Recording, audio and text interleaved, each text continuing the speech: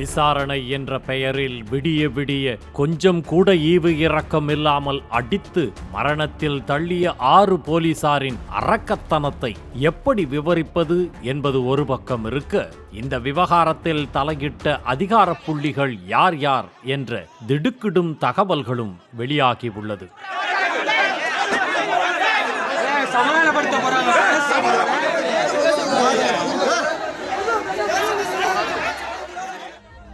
மடப்புரம் கோவிலில் நகைகளை பறிகொடுத்த பெண் மருத்துவர் நிகிதாவும் தலைமை செயலகத்தில் இருக்கும் முக்கிய அதிகாரியும் நண்பர்கள் என்ற நிலையில் நகைகள் திருடு போன விவகாரம் அந்த அதிகாரி கவனத்திற்கு வந்திருக்கிறது. இதனை அடுத்து தனது அதிகாரத்தை பயன்படுத்திய அந்த முக்கிய அதிகாரி சிவகங்கை எஸ்பி ஆஷிஷ் ராவத்தை அழைத்து நகைகளை கண்டுபிடித்து கொடுக்க சொல்லி உத்தரவு போட, மேலிடத்திலிருந்து அழைப்பு வந்ததும் எஸ்பி ஆஷிஷும் தனது தனிப்படையை அனுப்பி வைத்ததாக சொல்லப்படுகிறது.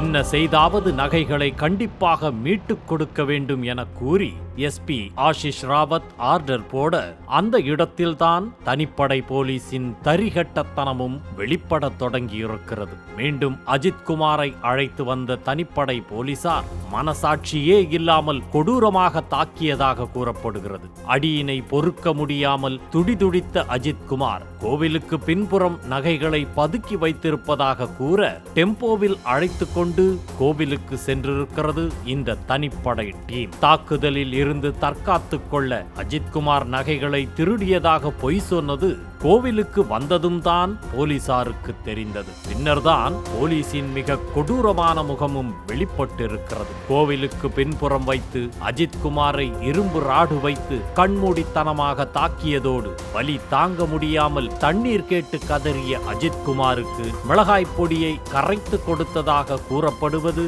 சினிமாவில் பார்ப்பது போல திகில் காட்சியாகத்தான் இருக்கிறது. அலறல் சத்தமும் லத்தியடியின் கோரமும் கோவில் முழுவதும் கேட்க, போலீசின் அரக்கத்தனத்தை அராஜகத்தை கட்டவிழ்த்து விட்டு அஜித்குமாரை துடிதுடிக்க வைத்திருக்கிறது.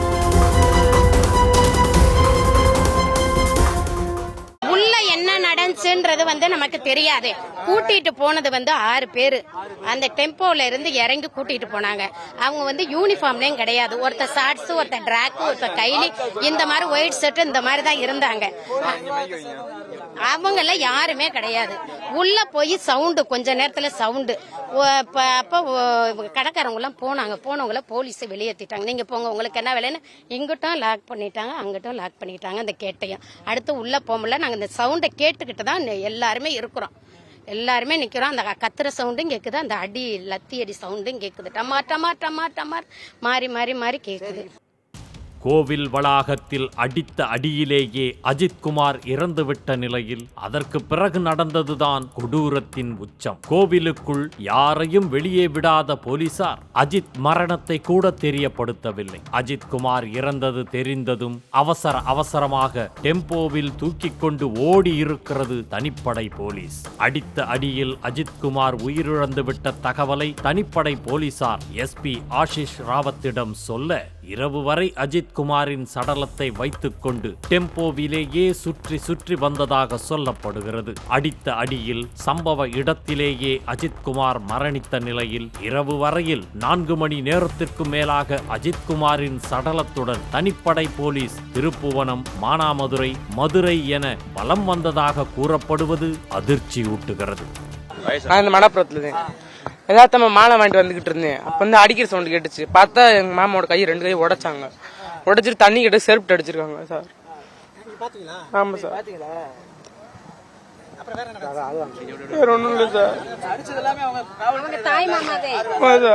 ஒரு போலீஸ் எனக்கு தெரியும் சார். அதுல ஸ்பெஷல் டீம் அவர் பேர் ராஜா சார்.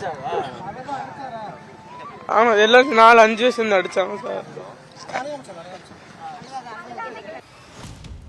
இதனிடையே அஜித்குமாருக்கு என்ன நடந்தது என கேட்டு உறவினர்கள், பொதுமக்கள் என கோவில் முன்பு கூட பரபரப்பு தொற்றிக் கொண்டது. போராட்டம் தீவிரமானதும் உள்ளூர் அரசியல் பிரமுகர்கள் தொடங்கி மொத்த அதிகார மையத்திற்கும் தகவல் சென்றிருக்கிறது. உயிரிழந்த அஜித்குமார் கோவில் ஊழியர் என்பதால் முதலில் இந்து சமய அறநிலையத்துறை அமைச்சர் தரப்பிலிருந்து அஜித்குமார் குடும்பத்திடம் சமாதான பேச்சுவார்த்தை நடந்ததாக சொல்கிறார்கள். பதற்றத்தை பயன்படுத்திக் கொண்டு சமாதானம் பேசியதோடு 10 லட்சம் ரூபாய் பணமும் அரசு வேலையும் கொடுப்பதாக சொல்லி முடிக்க பார்த்ததாக கூறப்படுகிறது.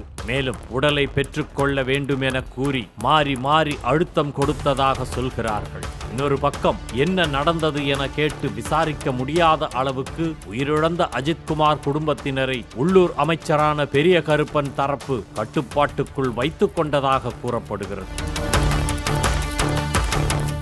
அதோடு போலீஸ் விசாரணையில் மரணம் என்றதும் அவசரமாக சம்பந்தப்பட்ட காவலர்கள் பிரபு, கண்ணன், சங்கரமணிகண்டன், ராஜா, ஆனந்த், ராமச்சந்திரன் ஆகிய 6 பேரை சஸ்பெண்ட் செய்தார் எஸ்பி ஆஷிஷ் ராவத். நகைகளை மீட்டு கொடுக்க வேண்டும் என தனிப்படை அமைத்து விசாரிக்க அனுப்பிவிட்டு அசம்பாவிதம் நிகழ்ந்ததும் அவசரமாக 6 காவலர்களை எஸ்பி பணியிடை நீக்கம் செய்தது முரண்பாடாக மாறியுள்ளது. மேலிட உத்தரவை சரியாக முடித்துக் கொடுக்க சிவகங்கை எஸ்பி ஆஷிஷ் ராவத் தனிப்படையை அனுப்பிவிட்டு பிரச்சனை என வந்ததும் வெறுமனே சஸ்பெண்ட் மட்டும் செய்து இருப்பதாக விமர்சிக்கப்பட்டு வருகிறது. மேலும் நகைகள் உடனடியாக மீட்கப்பட வேண்டும் என எஸ்பி ஆஷிஷுக்கு இருந்த ஆர்வம்தான் தற்போது அநியாயமாக உயிரை பறித்திருக்கிறது. விசாரணைக்கு அழைத்துச் செல்லப்பட்ட அஜித்குமாரை நீதிபதியின் முன்பு ஆஜர்படுத்தாமல் அடித்து மிரட்டியே ஒப்புக்கொள்ள வைக்க நினைத்த போலீசாரின் மூர்க்கத்தனத்திற்கு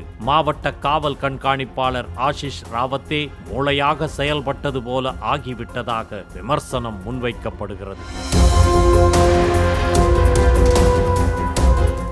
இந்த சூழலில் அஜித்குமார் பிரேத பரிசோதனை அறிக்கையின் முதற்கட்ட தகவல்களும் வெளியாகியுள்ளது. அஜித்குமாரின் உடல் முழுவதும் மண்டையோடு தொடங்கி கை, முதுகு, கால்கள் என 18 இடங்களில் காயங்கள் இருந்திருக்கிறது. கழுத்தின் சங்கு பகுதியில் ஏற்பட்ட ஆழமான காயம்தான் மரணத்திற்கு வழிவகுத்திருக்கும் எனவும் சொல்லப்படுகிறது. மேலும் உடலின் பல இடங்களில் இரத்த கசிவு இருந்ததும் தெரிய வந்துள்ளது. இதனிடையே அஜித்குமார் லாக்அப் மரண விவகாரம் சிபிசிஐடிக்கு மாற்றப்பட்ட நிலையில் மேஜிஸ்ட்ரேட் வெங்கடேஷும் அஜித்குமார் தாக்கப்பட்ட இடத்தில் ஆய்வு செய்து விசாரணை நடத்தினார். தொடர்ந்து அஜித்குமார் மரண வழக்கு கொலை வழக்காக மாற்றப்பட்டு காவலர்கள் 5 பேர் கைது செய்யப்பட்டுள்ளனர்.